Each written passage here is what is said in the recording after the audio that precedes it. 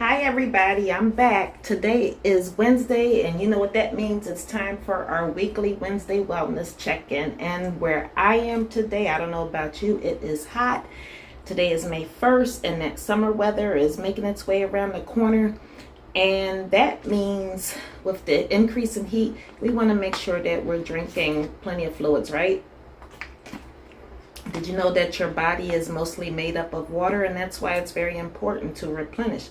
If you don't replenish, you could get dehydrated.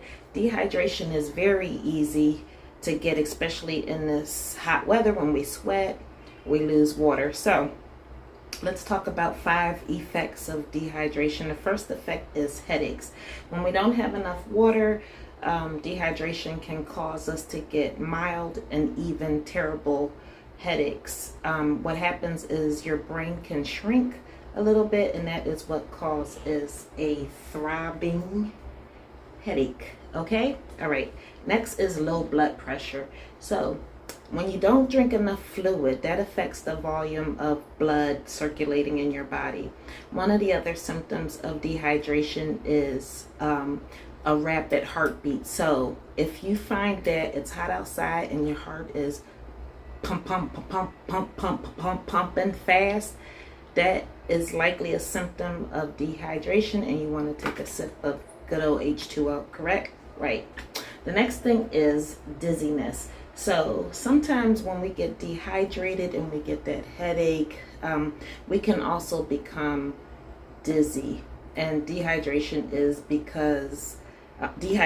likely caused because you have experienced a drop in your blood pressure.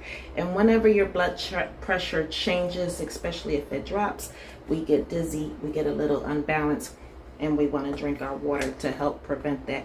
The next one is muscle cramps. This is something that athletes can attest to. As you can see, I'm not a runner. I used to be, but you can't tell. I used to be an athlete. Those who've known me a long time know that to be true. I used to be one of the fastest girls in my school. But anyway, I digress. So, muscle cramps.